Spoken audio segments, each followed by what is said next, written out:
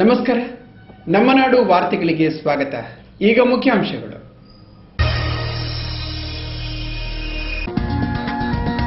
ಕೆಟ್ಟು ಕರಕಲಾದ ಗುರುಪುರ ಮಂಗಳೂರು ರಸ್ತೆ, ಇಲಾಖೆಯ ವಿರುದ್ಧ ಕೆಂಡಾಮಂಡಲವಾದ ಜನತೆ, ಸ್ವಾಮೀಜಿಗಳ ನೇತೃತ್ವದಲ್ಲಿ ರಸ್ತೆ ತಡೆ, ಬೃಹತ್ ಪ್ರತಿಭಟನೆ.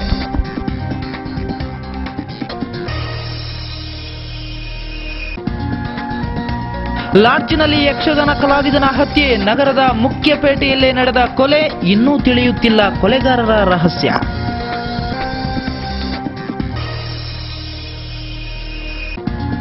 ಹೈಟೆಕ್ ಜುಗಾರಿ ಕೇಂದ್ರಕ್ಕೆ ದಿಢೀರ್ ದಾಳಿ, 25 ಮಂದಿ ಜುಗಾರಿಕೋರರ ಸೆರೆ, ನಾಟಕ ಕಲಾವಿದ ಸಹಿತ 10 ಮಂದಿ ಪರಾರಿ, ಮುಲ್ಕಿಯಲ್ಲಿ ಪೊಲೀಸರಿಂದ ಮಿಂಚಿನ ಕಾರ್ಯಾಚರಣೆ.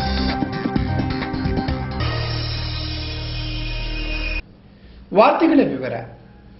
ಕರ್ನಾಟಕ ರಾಜ್ಯ ಮಹಿಳಾ ಅಭಿವೃದ್ಧಿ ನಿಗಮದ ವತಿಯಿಂದ ಸ್ವಸಹಾಯ ಸಂಘಗಳ ಸದಸ್ಯರ ಗುಡಿ ಕೈಗಾರಿಕಾ ಉತ್ಪನ್ನಗಳ ಪ್ರದರ್ಶನ ಮತ್ತು ಮಾರಾಟ ಮೇಳವನ್ನು ಜಿಲ್ಲಾ ಉಸ್ತುವಾರಿ ಸಚಿವ ಕೃಷ್ಣ ಜೆ ಪಾಲೆಮಾರು ಉದ್ಘಾಟಿಸಿದರು. ಕರ್ನಾಟಕ ರಾಜ್ಯ ಮಹಿಳಾ ಅಭಿವೃದ್ಧಿ ನಿಗಮ ಬೆಂಗಳೂರು, ಮಹಿಳಾ ಮತ್ತು ಮಕ್ಕಳ ಅಭಿವೃದ್ಧಿ ಇಲಾಖೆ ಇದರ ಸಹಯೋಗದೊಂದಿಗೆ ಮಹಿಳಾ ಉದ್ಯಮ, ಸ್ತ್ರೀಶಕ್ತಿ ಗುಂಪುಗಳು ಉತ್ಪಾದಿಸಿದ ವಸ್ತುಗಳ ಪ್ರದರ್ಶನ ಮತ್ತು ಮಾರಾಟ ಮೇಳ ಮಂಗಳೂರಿನ ಲೈಟ್ ಹೌಸ್ ಮಹಿಳಾ ಸಭಾಂಗಣದಲ್ಲಿ ನಡೆಯಿತು. ಕಾರ್ಯಕ್ರಮದ ಪ್ರಾರಂಭದಲ್ಲಿ ಕರ್ನಾಟಕ ರಾಜ್ಯ ಮಹಿಳಾ ಅಭಿವೃದ್ಧಿ ನಿಗಮದ ಅಧ್ಯಕ್ಷೆ ಶ್ರೀಮತಿ ಸರೋಜಿನಿ ಭಾರದ್ವಾಜ್ ಪತ್ರಿಕಾಗೋಷ್ಠಿಯನ್ನು ಉದ್ದೇಶಿಸಿ ಮಾತನಾಡಿದರು. ಮೇಯರ್ ಶ್ರೀಮತಿ ರಜನಿ ದುಗ್ಗಣ್ಣ ಪತ್ರಿಕಾಗೋಷ್ಠಿಯಲ್ಲಿ ಉಪಸ್ಥಿತರಿದ್ದರು. ಈ ಸಂದರ್ಭ ವಸ್ತು ಪ್ರದರ್ಶನ ಮತ್ತು ಮಾರಾಟ ಮೇಳವನ್ನು ಉಸ್ತುವಾರಿ ಸಚಿವರಾದ ಕೃಷ್ಣ ಜೆ ಪಾಲೆಮಾರು ಉದ್ಘಾಟಿಸಿದರು.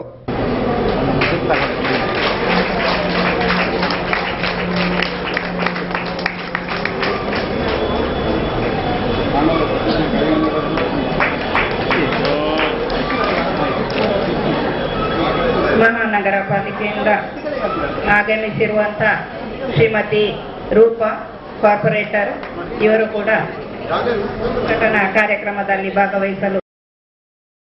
ನಂತರ ಮಾತನಾಡಿದವರು, ರಾಜ್ಯದ ಬಿಎಸ್ ಯಡಿಯೂರಪ್ಪ ಸರ್ಕಾರ ಮಹಿಳೆಯರಿಗೆ ಎಲ್ಲ ರೀತಿಯ ಮೂಲಭೂತ ಸೌಕರ್ಯಗಳನ್ನು ಹಾಗೂ ಗುಡಿ ಕೈಗಾರಿಕೆಗೆ ಬೆಂಬಲವನ್ನು ನೀಡುತ್ತಿದೆ ಎಂದರು. ಸುಲಭವಾಗಿ ಮಾರಾಟವಾಗುವುದಕ್ಕೆ ಈ ವಸ್ತು ಪ್ರದರ್ಶನ ಇಲ್ಲಿ ಮಾಡೋದಕ್ಕೆ ಬಹುಶಃ ಪ್ರಾರಂಭ ಮಾಡ್ತಾ ಇದ್ದಾರೆ. ಮಹಿಳಾ ಸಂಘಟನೆಗಳು ಇವತ್ತು ವಿಶೇಷವಾಗಿ ಬೇರೆ ಬೇರೆ ವಿಧದಲ್ಲಿ ಇವತ್ತು ಬಹಳಷ್ಟು ಸಾಧನೆಯನ್ನ ಮಾಡ್ತಾ ಇದೆ. ನಮ್ಮ ದೇಶಾದ್ಯಂತ ಅಲ್ಲ, ನಮ್ಮ ಕರ್ನಾಟಕ ರಾಜ್ಯದಲ್ಲಂತೂ ಬಹಳ ವಿಶೇಷವಾಗಿ ಬಹಳ ಭರದಿಂದ ಸಾಗ್ತಾ ಇದೆ.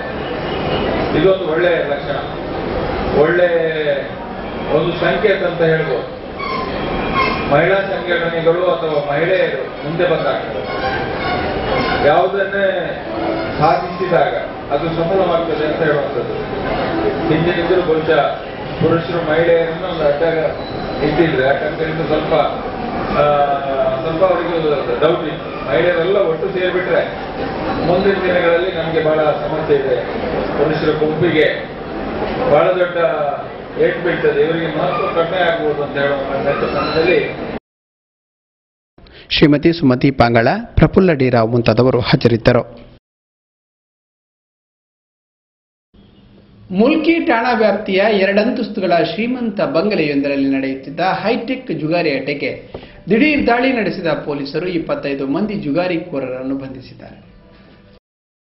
ಮುಲ್ಕಿ ಠಾಣಾ ವ್ಯಾಪ್ತಿಯಲ್ಲಿ 2 ಅಂತಸ್ತುಗಳ ಶ್ರೀಮಂತ ಬಂಗಲೆಯೊಂದರಲ್ಲಿ ರಾಜಾರೋಷ ನಡೆಯುತ್ತಿದ್ದ ಹೈಟೆಕ್ ಜುಗಾರಿ ಅಡ್ಡೆಗೆ ದಿಢೀರ್ ದಾಳಿ ನಡೆಸಿರುವ ಪಣಂಬೂರು ಎಸಿಪಿ ಪುಟ್ಟಮಾದಯ್ಯ ನೇತೃತ್ವದ ತಂಡ 25 ಮಂದಿ ಜುಗಾರಿಕೋರರನ್ನು ಬಂಧಿಸಿ ಆಟಕ್ಕೆ ಬಳಸಿದ 2.16 ಲಕ್ಷ ರೂಪಾಯಿ ನಗದು, 17 ಕಾರುಗಳು, 4 ಬೈಕ್ಗಳು ಹಾಗೂ 25 ಮೊಬೈಲ್ಗಳನ್ನು ಮುಟ್ಟುಗೋಲು ಹಾಕಿದ್ದಾರೆ.